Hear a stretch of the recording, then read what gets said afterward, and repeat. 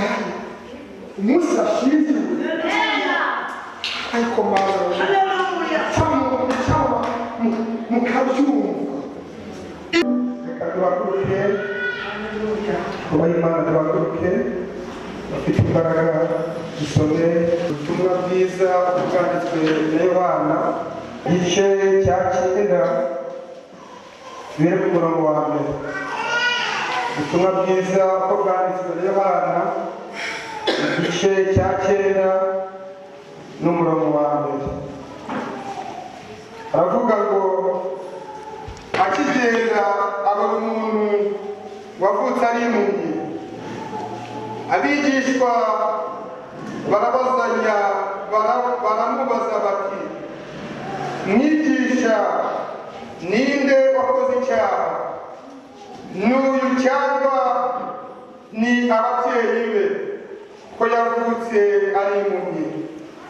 Yesu arabasubiza ati, uyu nta cyaha yakoze cyangwa ababyeyi be, ahubwo ni ukugira ngo imirimo y'Imana yerekanirwe muri we.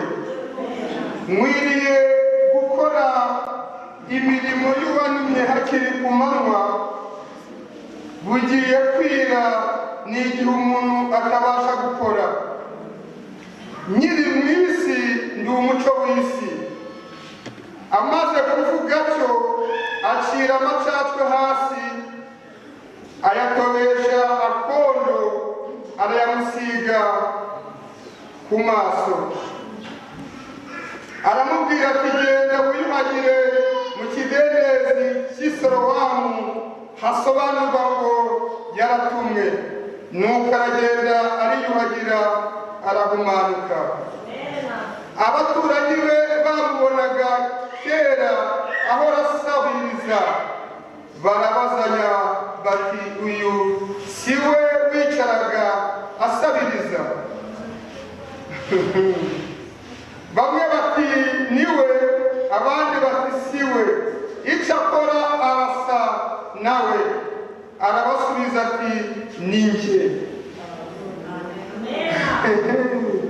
Baramubaza bati, mbese wahumanutse ute?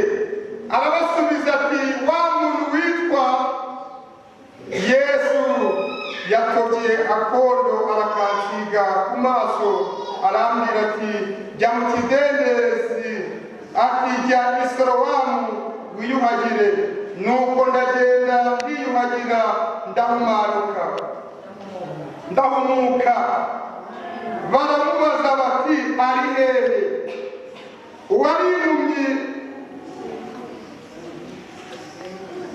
bamushyira abafarisayo, kandi uwo hari ku munsi w'isabato, ubwo Yesu yatobeyemo akondo arahumanuka. Nuko abafarisayo,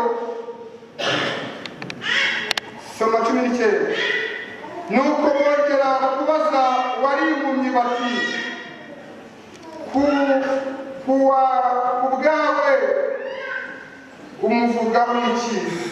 Ubwo yahumuye ati, ni umuhanuzi. Mureke turekeraho, mwakira ijambo ry'Imana.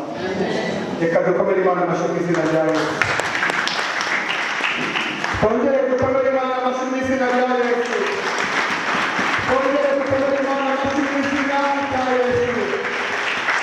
Haleluya, haleluya. Nababwiye ngo nitwa Jean Paul Mwarizabayo, neranira Nyamagumba, ku itoro ry'Inyamagumba, mu nama y'ukwezi wa Nyamagumba. Ndi hano kugira ngo dusangire hamwe ijambo ry'Imana, dusangire hamwe ibyanditswe byera. Turashimira umuyobozi, umushumba wacu waduhaye ikaze. Imana imuhe umugisha. Ni inshuti yanjye by'umwihariko, inshuti y'umuryango wanjye. Ndamushimye ko twabiganiyeho akanyemerera ko uyu munsi mboneka hano. Imana imuhe umugisha. Reka nshimire abakuru b'itorero nabo mwabyemeye. Imana imuhe umugisha mu izina rya Yesu. Mwarakoze kumpa ikaze. Imana ishimwe, haleluya. Ari bakumbuye, reka mbahobere mu izina ry'Umwami wacu Yesu Kristo, ngo nimugire amahoro. Haleluya, haleluya.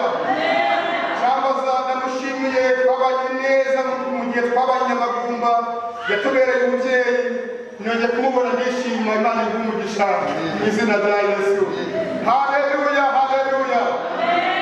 Rero ndimo gutegura kuza hano kuri urusengero, nabajije Imana icyo nabasangiza. Buriya umuntu aba afite byinshi, aba afite amagambo menshi muri we yumva yabwira abandi, ariko nsenze Imana nkomeje kwinginga Imana. Haleluya. Imana impaye amagambo dusomye ndetse n'andi turakomeza kuvugaho tutasomye. Haleluya. ari mu butumwa bwiza ko bwanditswe na Yohana igice cya 9 kuva ku murongo wa mbere.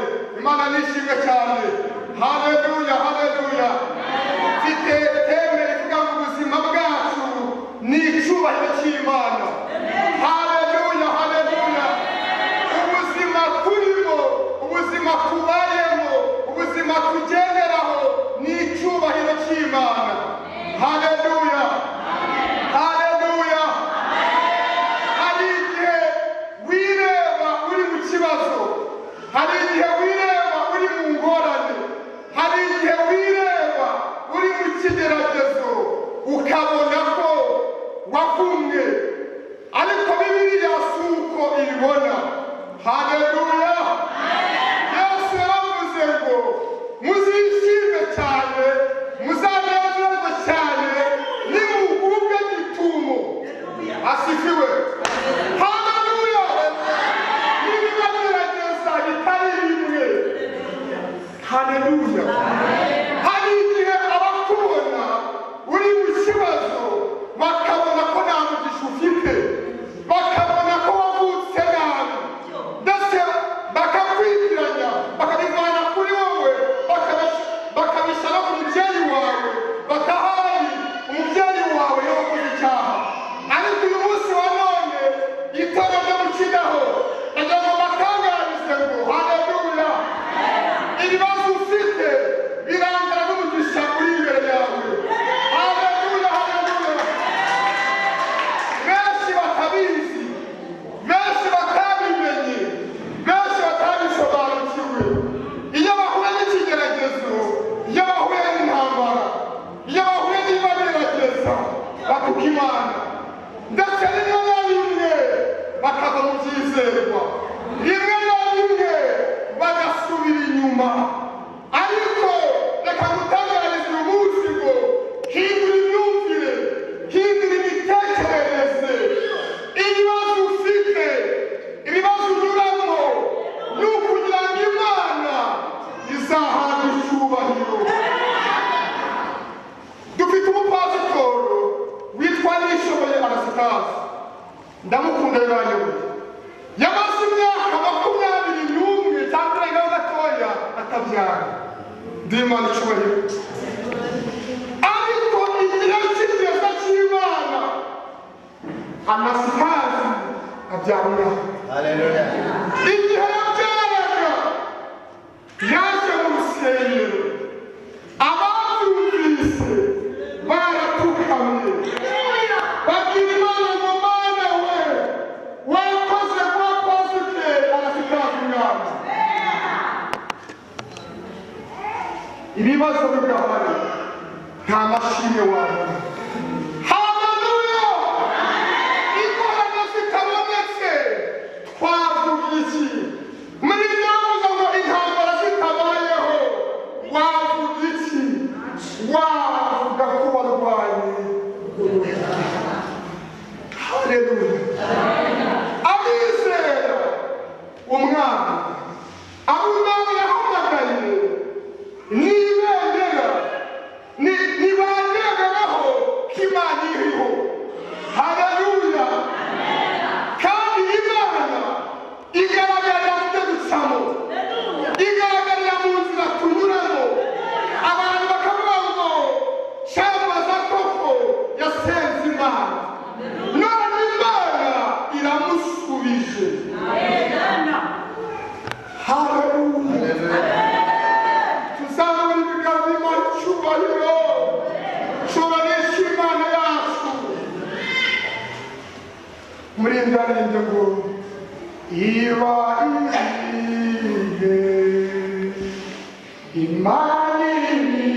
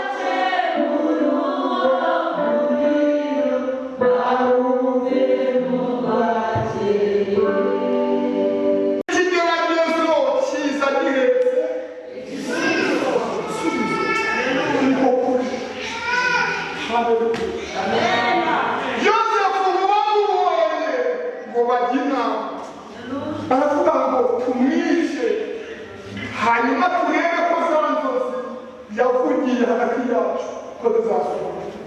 Haleluya. Yosefu abasanganira n'ibyishimo barabakumbuye.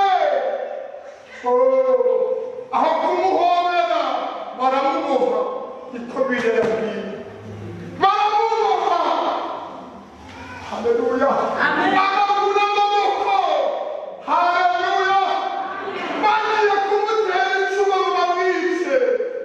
Mwene se umwuka w'Imana amumanukiramo arababwira ngo hoya muteye kwica mwene wawe, muteye kwica umuvandimwe, ahubwo mureke tumutegure mu rugo, mureke tumutegure amaraso ye kugira ngo atazatubarwaho. Tumutegure, tumutegure. Nasomera Bibiliya. Haleluya. Babona abamedeyani. Abamedeyani bababonye barimo batambuka ngo baravugana Imana cyane. Haleluya. Ahubwo ko birangiye niho Imana igiye gutangirira. Haleluya. Mageyo niho dosiye igiye gusobanuka. Humura, humura ndaguhumurije. Haracyari ibyiringiro. Umwami aravuga ngo haracyari ibyiringiro. Nari giti cyatemwa, ariko imizi yacu ikaguma mu butaka. Iyo kibona amazi kibona kigashibuka, kikagira ubwiza butunganye. Haleluya.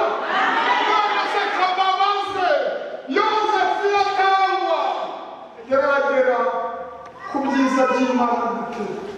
Mureke gutuka Imana, mureke kwivovota, ahubwo murahirwa. Si ni Bibiliya yavuga ngo murahirwa. Bamugurisha amafaranga. Abamediyani nabo bamugurisha umusirikari witwa Potifari. Haleluya. Ageze kwa Potifari, biravuga ngo aba umunyamugisha muri urwo rugo. Haleluya. Bibiliya yabwiye ngo Potifari n'umugore baricara, baravuga ngo uyu muhungu akigera hano niho ibintu byasobanutse. Niho twagize umugisha, niho twagize amahoro, niho twaguwe neza. Reka tumufate tumuzamure, tumusumbisha abandi bakuzi. Niko bimwabwiye. Asubira pe. Haleluya. Igihe kiragera naho umwanzi atarasa umwanzi, ariko inzira zose ziretse ibisubizo. Ariko cyane Imana mukabyumva, cyane Imana mukunda kumva. Nubona ufite ibibazo uzigurire fanta. Muraseka cyangwa nubona abantu bakuguranisha kangenere bawe, nubona ibibazo cyabaye byinshi, nubona amakuba n'ibyago byaje. Ngiye nkunda festa, wowe ntabwo ufata ukunda, ariko niba ufite 600 yawe uzagera muri resitora. Ubwira umutima wawe nubwo uyu munsi ubabaye. Haleluya.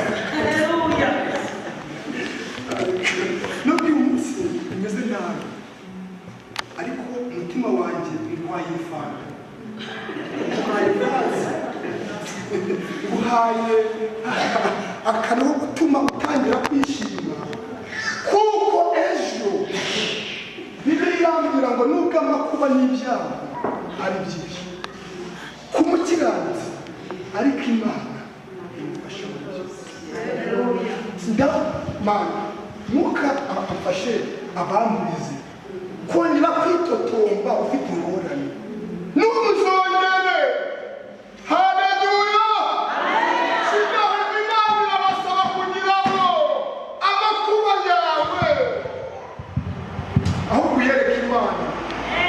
ahubwo ugwize imbaraga.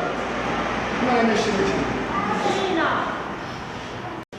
Aramwitegereza aramubwira Yosefu arabyanga ava mu rugo rw'umuntu ukomeye ajyanwa muri gereza. Nasomye Bibiliya aho yambwiye ngo ageze muri gereza habonekamo abagabo babiri.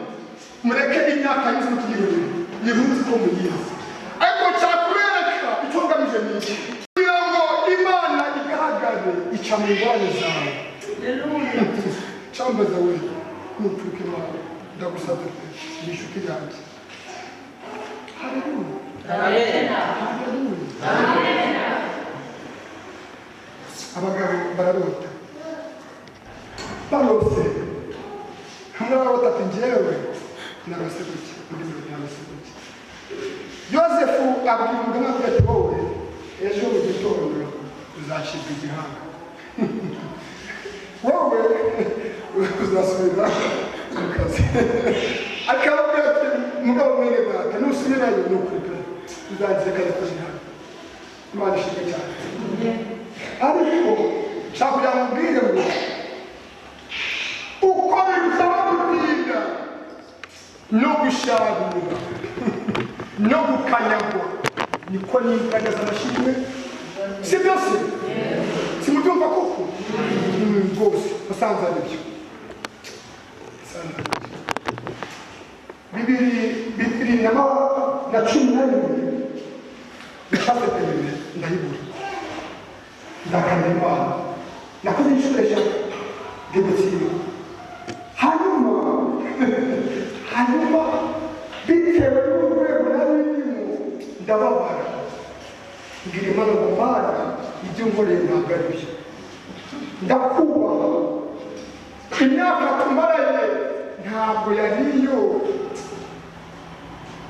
yari iyo kuneza rubanda kuneza abantu. Ndababara agahinda karanyica, ariko mu kibazo Imana ifite inzira nyinshi. Ndababara ariko Imana, haleluya, nimutabura uko ibigenza. Muri kwa kubabara umwuka w'Imana nzaho kavuga gutyo, ndavuga ngo ubwo mvuze perime kandi mvuze kaza n'umugore. Ndashima ko ndi umugabo mwiza. Nubwo nabonye perime ariko mfite abana babiri. Nose perime n'abana babiri igikumwe n'ikindi. Chambaza ntuje bacingiye. Haleluya. Imana ijyana kwa uyu munsi ni regional baranshingira n'abazungu bava muri Amerika kubera Jean Paul. Haleluya. Haleluya. Umwami rero aza kugira nawe inzozi ahamagara abantu bari bakomeye ibwami, arababwira ngo jyewe narose ndota inka zinanutse, ndota izinanutse zimira izibyibushye. Avuga ngo munsobanurire. Baravuga ngo ibyo ntitubishoboye, ibyo ntitwabivamo. Haleluya. Umwami ngarakaba avuga ngo nta muntu uva muno mutansobanurire. Haleluya.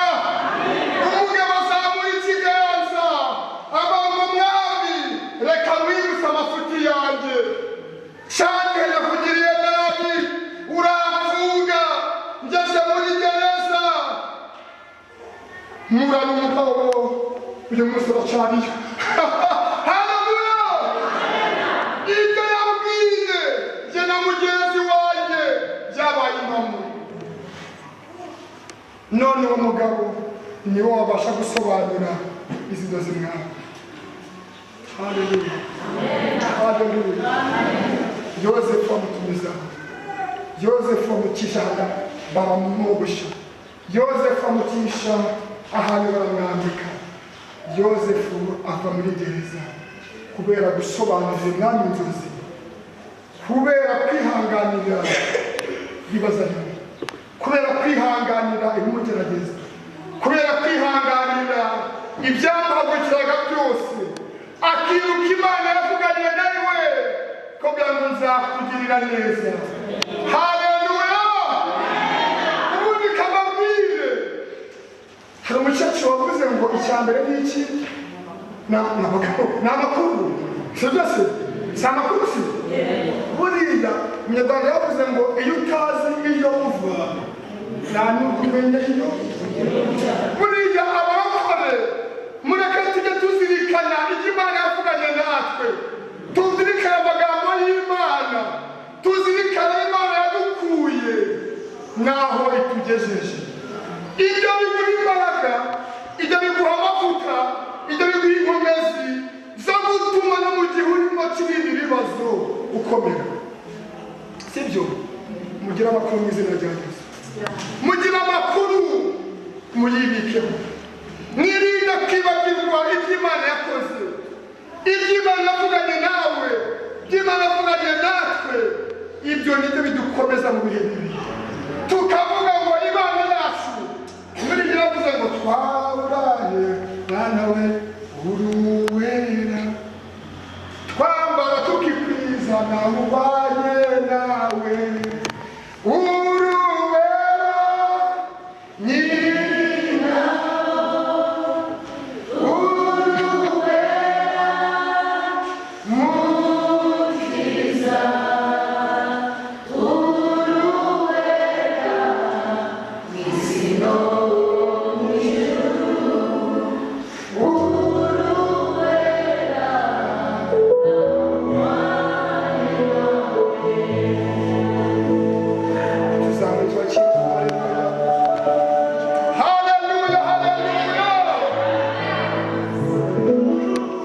nasomye inkuru y'umugabo witwa Yobu. Yobu yarageragejwe, Yobu yarakuyewewe, inshuti zamuvuyeho, inshuti ziramwanga, umugore baramwanga, ariko Yobu, haleluya, nyuma yo kugeragezwa, nyuma yo kwihangana, Imana yamukubiye inshuro nyinshi, ibyo yarahombye. Ndagira ngo mbabwire ngo Imana yacu amashimwe n'icyubahiro bizaca muri wowe. Haleluya! Haleluya! Imana nta wundi ikwiye kweza icyubahiro. Umwanditsi aravuze ngo ibyo mfite nanjye ubwanjye ni iby'uwo mucunguzi, ni ibyanjye. Haleluya! Mbifurije gukomera ku Mana, mbifurije ahubwo kugira amagambo y'ibyiringiro.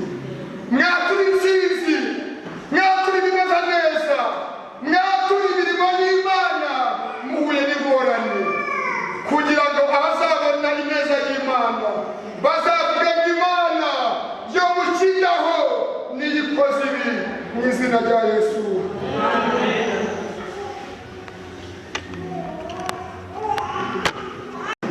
Ni umwana wakoze icyaha cyangwa ni ababyeyi be? Imana ishimwe cyangwa ni ababyeyi be? Yesu arababwira ngo ari umwana nta cyaha yakoze, ndetse n'abamubyaye nta cyaha yakoze. Arababwira ngo ahubwo kwari ukugira ngo ubuhumyi bwe, ubukene bwe, kuba urubyaro bwe, kuba afite akazi ke, kuba atarashaka kwe, kuba atarubaka inzu, ni ukugira ngo imirimo y'Imana, umunsi yubatse inzu, umunsi yabyaye, umunsi yashyingiwe, ariko Mana mukabyumva imibabaro duhura nayo. Haleluya! Si iyo gutisha Imana, ahubwo ni ukugira ngo imirimo y'Imana yerekanirwe muri wowe. Haleluya! Haleluya!